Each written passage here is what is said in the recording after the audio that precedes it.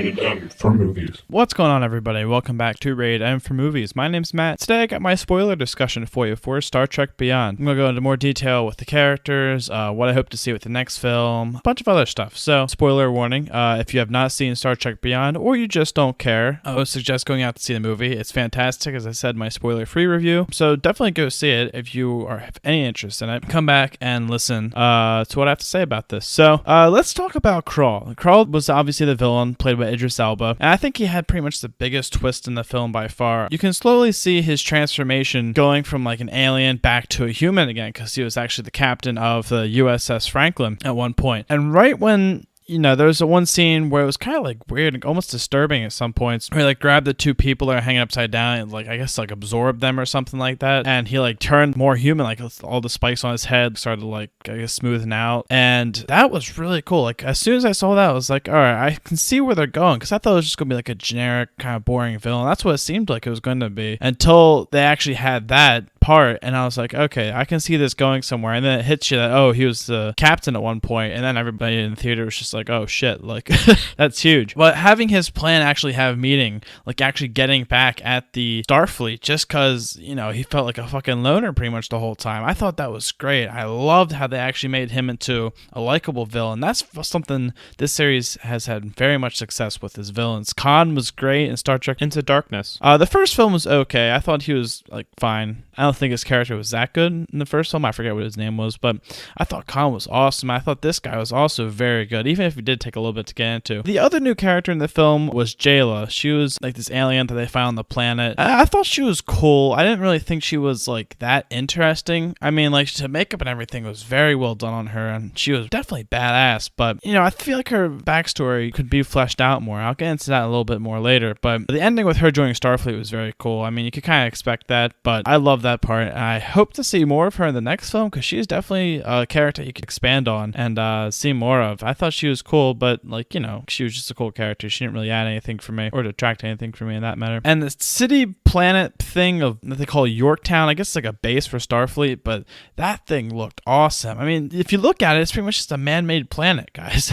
I think they even called it a planet at one point in the film, and it's just so fucking cool looking. I mean, it's this giant thing, like gravity is all like wacky because everything's like upside down and everything. It's very cool. And one space battle I said in my view for it, the one space battle I said really like towards the end was in that, where it was the Franklin and Krall ships chasing after him and everything like that. That scene was awesome. And seeing that, like, it really gave you a sense that this place was freaking huge. I mean, it's literally a planet. It's a freaking planet, guys. It's awesome. Kind of reminded me of like the Citadel in Mass Effect or something like that. It was like a man-made giant structure planet type thing. But so for the next film, they are pretty much already confirmed the fourth film in this series. What I hope to see in that, I hope they flesh out Jayla's character more. Even like having a spin-off film would be cool. I don't know if they're going to do that. I kind of doubt it, but if they did that with like either a prequel or her joining Starfleet and becoming like an actual captain or something like that, that would be really cool. That'd be really interesting for her character. I really hope they flesh out her character more. Maybe she'll even join Kirk's crew. I mean, who knows? I really have no idea what they're going to do with her character. I don't know if she was in the show before or anything like that, but I would love to see her character more. She definitely has a lot of potential there. I like how Spock and Bones had a lot more time together in this new film, and I hope they expand on that relationship more. The first two films focused a lot on how Spock and Kirk tried to deal with each other pretty much. At first they pretty much hated each other. I mean, Spock got in a fight with him in the first film and stuff like that. And at this film, they're kind of like, okay, we're friends now. We can stop fighting everything. We're cool. And then you get to see more of Bones and Spock's relationship start to build up more. And I feel like they could really expand on that. So I feel like they could do a lot more with that. Even if it is just more comedic moments, or if they decide to go a dramatic route. I mean, we haven't really seen many dramatic moments with Bones in the series. I would love to see more of those two together. They work great together. And Carl Urban and Zachary Quinto are both fantastic in those characters. And also, it's been confirmed that Chris Hemsworth is actually coming back as George Kirk, Jim Kirk's father. And I really hope that they expand Kirk's backstory with that. They could focus a lot more on him in the next film, because this film, they didn't really expand on his character at all. He was just kind of like there, and you saw him as this like leader role. They were going to give him a promotion at the end, but he turned it down. That was probably the most significant thing that happened to him. But if they really get into like his backstory of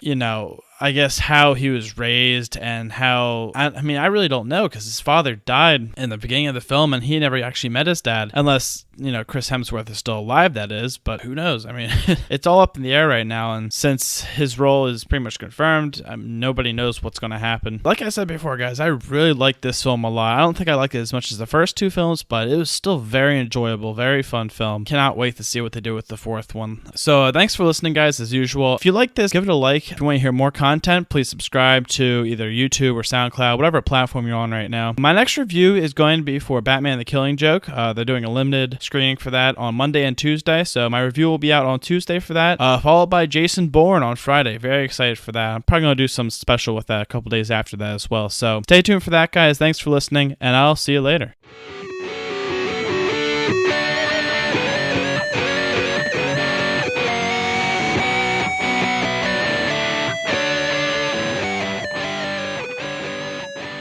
Rated M for movies.